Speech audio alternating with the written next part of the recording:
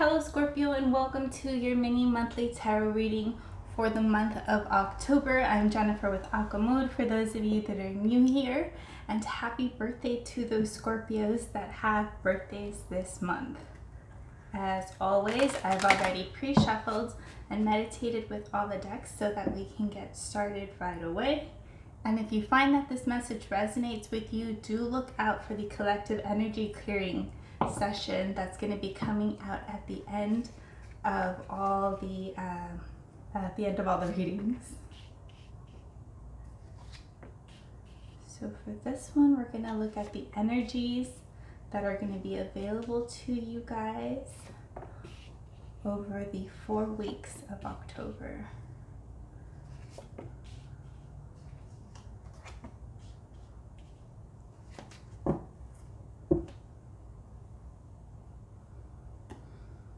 All right. In the first week, you've got the Priestess of Swords, which is Queen of Swords energy. And this to me is, at least in this deck, it's a very spiritual card. It is talking about making yourself available to receive guidance from a higher source. I don't know if you can see the picture clearly, but it almost seems like there's like magic dust that the bird's leaving behind and that she's taking in and that she's absorbing, or that she might be even led by it. So to me, this is an energy of allowing yourself to be guided, to be led by a higher source. Because you have the Fool card coming up for you, and this is a brand new energy. This is an energy of allowing yourself to take a leap of faith in something new. It's an energy of allowing yourself to dive in head first towards something, towards a project, towards a goal. It could be a mini goal for the month, it could be a long-term goal. Whatever this is, you have both guidance and the energy of a new beginning available to you. Whether you actually choose to jump head first in something, or to follow this curiosity, or open yourself up to something new, that's going to be entirely up to you. But do know that you have these energies available to you to work with.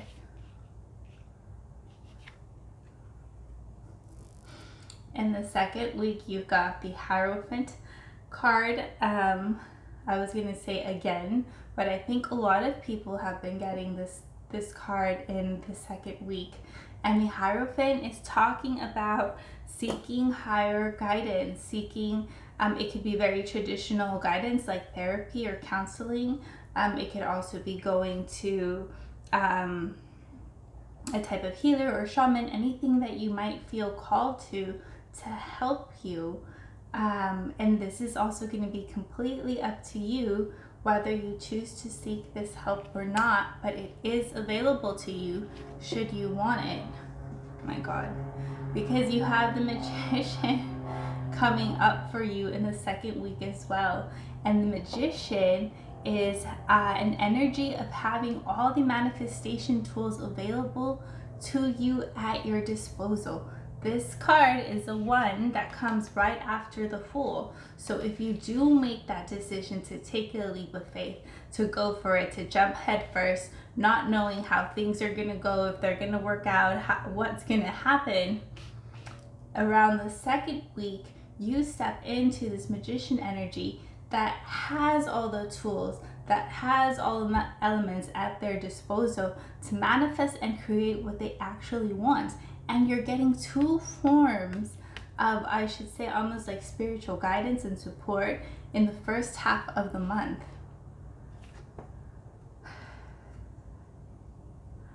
In the third week, you've got Seven of Wands energy.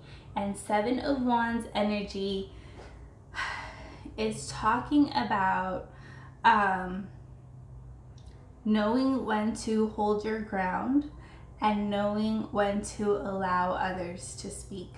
This is also talking about making sure that you're voicing and communicating your needs, even in the face of opposition. But not just that, also allowing yourself to hear other people out, especially in cases of disagreement.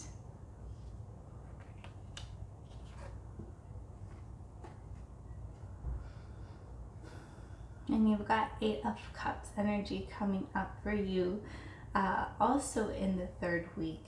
And so Eight of Cups to me, well, Eight of Cups in traditional tarot talks about leaving your cups behind to move towards something better, leaving the old behind to move towards something better. And this might definitely be an energy that resurfaces as you are moving into manifestation mode, and it might require you to proactively or actively let go of something that no longer serves you, right? It might ask you to put something down in order to continue moving on that manifestation that you might be creating this month. But this is also talking about with this octopus here, the octopus energy is very psychic, it's very intuitive, it's very mysterious, it's very much Scorpio energy, at least to me. And so when you have yourself or an energy that reflects Scorpio energy, juggling all these cups, it brings up a little bit of confusion, a little bit of uncertainty, but ultimately it's calling you to trust yourself in knowing that you are going with the right cup, that you are going with the right direction, that you are pursuing something that is for your own good, your own happiness, that's something entirely just for you.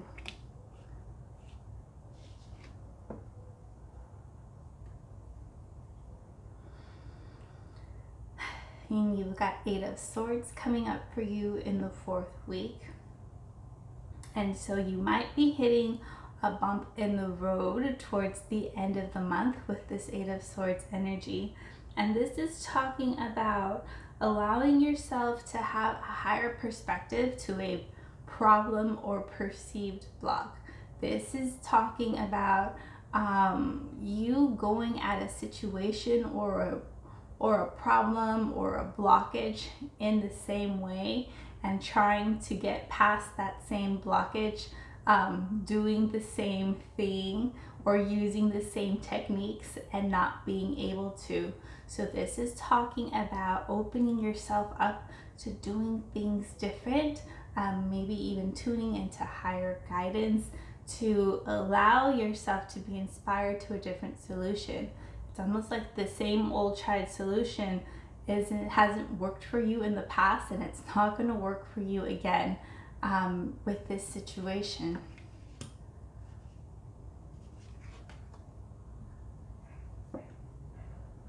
But nonetheless, you have the Chariot coming up for you at the end of the month. And so this is talking about forward movement. This is talking about progress. This is talking about you not forcefully, but with great effort, pushing yourself, charioting yourself, if that's a word, out of old situations, out of old scenarios that just no longer serve you.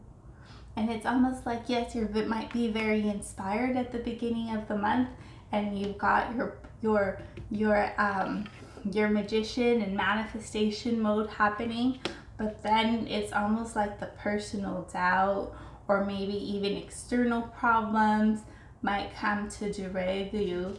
But it's like if you can keep your eyes focused on your initial goal, if you can lock into that initial guidance or inspiration that comes to you at the beginning of the month, that's really going to help you keep pushing through this month. And if you haven't had anything come through for you yet, open yourself up. Start having conversations with the universe about what this is. Start having conversations with the universe to guide you, to inspire you, to show you what that might be. So let's pull some surrender cards for extra guidance for all 4 weeks.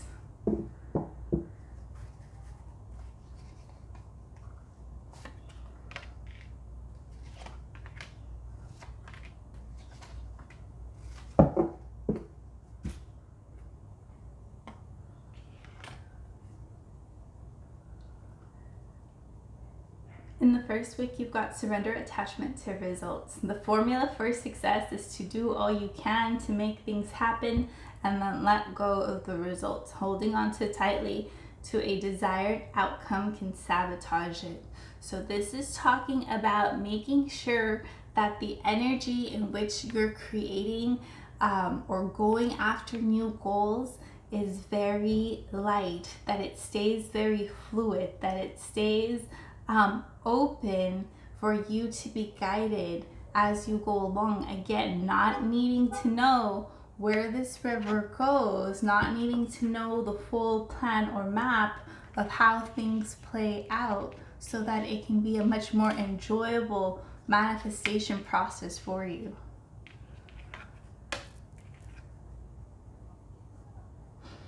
In the second week, you have surrender the idea you can fix someone. It's time for a relationship to shift. It doesn't work to try to fix someone. Each person must be accountable for his or her healing.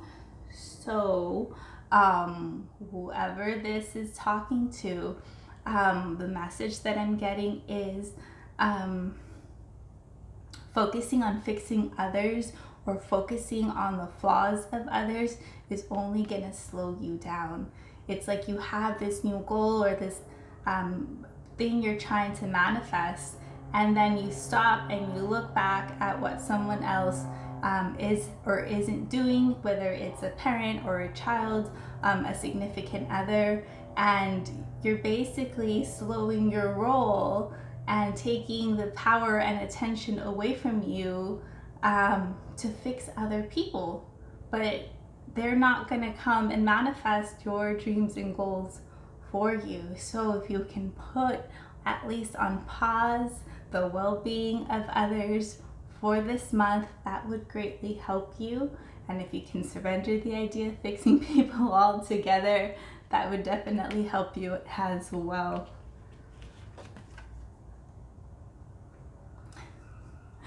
In the third week, you have surrender your need to always be right. Give others the gift of letting them be right. Be yielding, not rigid. This will help resolve conflicts and improve your relationships. Again, this is talking about the 7 of Wands energy, about having that discernment of when you need to hold your ground or when you need to be more flexible and hear other people out, and doing both, right? And allowing yourself to at least understand others from a different perspective.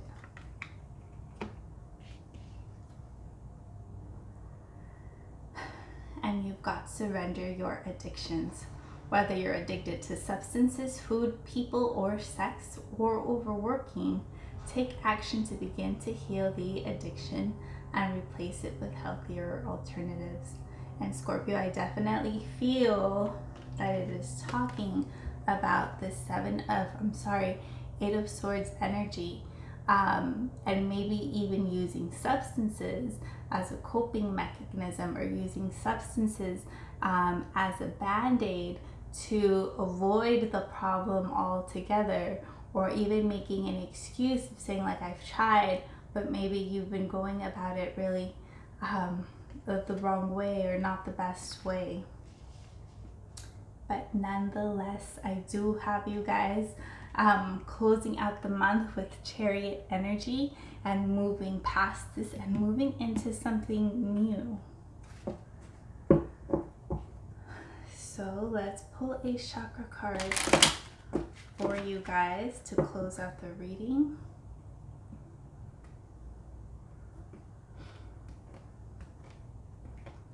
So this is going to be all the chakras.